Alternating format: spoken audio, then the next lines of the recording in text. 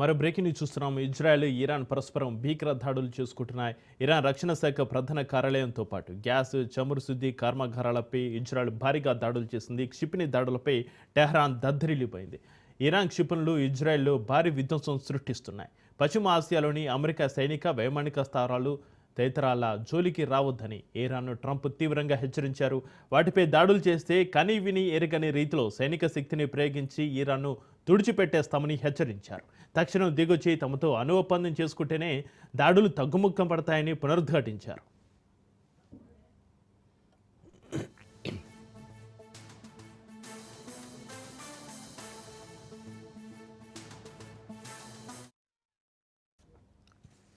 ఇక ఇరాన్కు ఏమాత్రం సమయం ఇవ్వకుండా టెహ్రాన్ సమీప ప్రాంతాలపై డ్రోన్లు, క్షిపణులతో ఇజ్రాయెల్ విరుచుకుపడింది. టెహ్రాన్లో పౌరభవన సముదాయంపై దాడిలో 60 మందికి పైగా ప్రాణాలు కోల్పోయారు. వీరిలో 29 మంది చిన్నారులే ఉన్నారు. ఇప్పటిదాకా 406 మంది మరణించగా 700 మందికి పైగా గాయపడ్డారు. ప్రపంచంలోని అతిపెద్ద ది సౌత్ పార్స్ సహజ వాయువు ప్రాసెసింగ్ ప్లాంట్ దాడితో దారుణంగా దెబ్బతింది.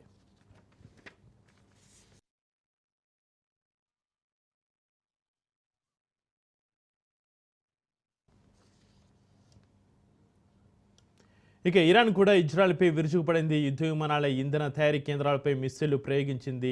హైఫా సిటీలో చమురు శుద్ధి కర్మాగారంపై దాడులు చేయడంతో పైపు, ట్రాన్స్మిషన్ లైన్లు దెబ్బతిన్నాయి. దాడిలో ఇప్పటిదాకా 14 మంది చనిపోయినట్టుగా ఇజ్రాయెల్ ప్రకటించింది. 390 మందికి పైగా గాయపడ్డట్టుగా తెలిపింది.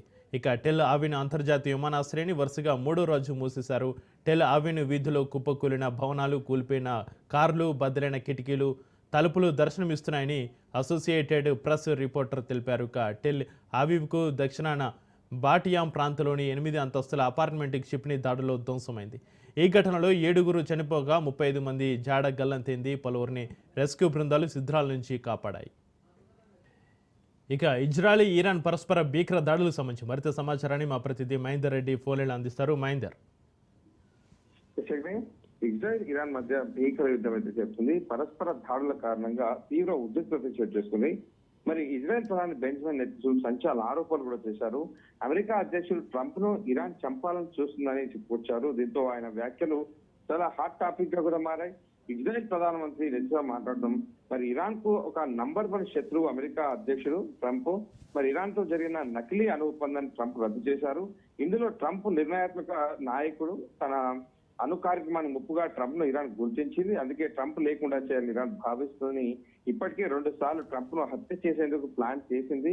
ఇరాన్ దగ్గర అణ్వాయుధం ఉండకూడదు. ఇజ్రాయెల్ తననే కాకుండా ప్రపంచానికి కూడా రక్షిస్తుంది. ఇజ్రాయెల్ దాడులు ఇరాన్ అణు కార్యక్రమాన్ని చాలా వెనక్కి తగ్గినట్టు కూడా చెప్పుకొచ్చారు. మరి ఇదిలా ఉంటే ఇజ్రాయెల్, ఇరాన్ వరుసగా 3వ రోజు పరస్పరం ఈ భీకర దాడులు అయితే జరుగుతున్నా చెప్పి ఇరాన్ రక్షణ శాఖ ప్రధాన కార్యాలయంలో వాడు గ్యాస్, చమురు శుద్ధి కర్మాగారాలపై ఇజ్రాయెల్ భారీగా దాడులు చేసింది. క్షిపణి దాడులతో టెహ్రాన్ పూర్తిగా దద్దరిల్లిపోతుంది. ఇరాన్ క్షిపణులు ఇజ్రాయెల్లో భారీ విధ్వంసం సృష్టిస్తున్నాయి. మరి పశ్చిమాసియాలో అమెరికా సైనిక వైమానిక స్థావరాలు తదితర వాటి జోలికి రావద్దని ఇరాన్ ను ఇప్పటికే ట్రంప్ తీవ్రంగా హెచ్చరించాడు. వాటిపై దాడులు చేస్తే కనీవిని ఎరగని రీతిలో సైనిక శక్తిని ప్రయోగించి ఇరాన్ ను తుడిచిపెట్టేస్తామన్నట్టుగా కూడా ట్రంప్ వారిని హెచ్చరించడం జరిగింది. తక్షణం దిగొచ్చి తమతో అణు ఒప్పందం చేసుకుంటేనే దాడులు తగ్గుముఖం పడతాయన్నట్టుగా మరోసారి పునరుద్ధరించడం జరిగింది. మరి ఇరాన్ కూడా ఇజ్రాయెల్ పై విరుచుకుపడుతూనే ఉంది. యుద్ధ విమానాలు, ఇంధన తయారీ కేంద్రాలపై మిసైల్ ప్రయోగించి హైఫా సిటీలో చమురు శుద్ధి కర్మాగారంపై దాడులు చేయడంతో ఇటు పైప్, ట్రాన్స్మిషన్ లైన్లు పూర్తిగా దెబ్బతిన్నాయి. ఇప్పటి వరకు 14 మంది చనిపోయారు ఈ దాడిలో. ఇజ్రాయెల్ అయితే ప్రకటించింది అధికారికంగా ఈ 14 మంది చనిపోయినట్టుగా. 390 మందికి పైగా గాయపడ్డట్టు కూడా పేర్కొంది. టెల్ అవీవ్ అంతర్జాతీయ విమానాశ్రయాన్ని వరుసగా 3వ రోజు మూసివేయడం జరిగింది. టెల్ అవీవ్ వీధిలో కుప్పకూలిన భవనాలు, కూలిపోయిన కార్లు, బద్దలైన కిటికీలు, తలుపులు దర్శనమిస్తున్నట్టుగా చెప్పడం అయితే జరుగుతుంది. మరి దాడుల వేళ ఇరాన్ కీలక ప్రకటన చేసి ఇజ్రాయెల్ దాడులు ఆపితే తాము దాడులు కూడా నిలిపేస్తామన్నట్టుగా వాళ్ళు చెప్తున్నారు. కానీ ఇజ్రాయెల్ యుద్ధాన్ని పశ్చిమాసియాలో మరింత విస్తరించాలని తాగుతాడుతున్నట్టుగా తెలుస్తుంది. అందుకే బూషాయా ప్రాంట్ లో ఖతార్ తో కలిసి ఇరాన్ నిర్వహిస్తున్న అసలు ఆయిల్ రిఫైనరీ దానిపై దాడి చేసింది. ఇటు దెబ్బతీయడం లక్ష్యంగా వాళ్ళు దాడులు చేస్తున్నారు. మరి ఓమన్ మధ్యవర్తితో అమెరికా, ఇరాన్ మధ్య ఆదివారం జరగాల్సిన 6వ విడత కీలక అణు చర్చలు కూడా రద్దవడం జరిగింది. ఇజ్రాయెల్ తమపైకి ఎగదొస్తున్న అమెరికా చర్యలు అర్ధరహితమని కూడా ఇరాన్ ప్రకటించింది. మరి ఎట్టి పరిస్థితుల్లో కూడా ఈ దాడులు ఆపే ప్రసక్తి లేనన్నట్టుగా కూడా ఇటు రెండు దేశాలు కూడా చెప్తున్న పరిస్థితి కనిపిస్తుంది. మరి దీంట్లో ప్రధానంగా ఇప్పుడు ట్రంప్ ను చంపడం అనేటువంటి విషయం అయితే ఇటు ఇజ్రాయెల్ అధ్యక్షుడు చెప్పాడో మరి దీని అయితే చాలా చర్చగా మారింది. మరి ఇజ్రాయెల్ దానిలో తమ దేశానికి చెందిన 224 మంది చనిపోయినట్టుగా కూడా వాళ్ళు చెప్తున్నారు. ఇరాన్ హెల్త్ మినిస్ట్రీ ప్రకటించింది దీంట్లో. అయితే 90% సాధారణ పౌరులే ఉన్నారని కూడా 224లో అని చెప్తున్నారు. మరొక 1272 మంది గాయపడ్డారని.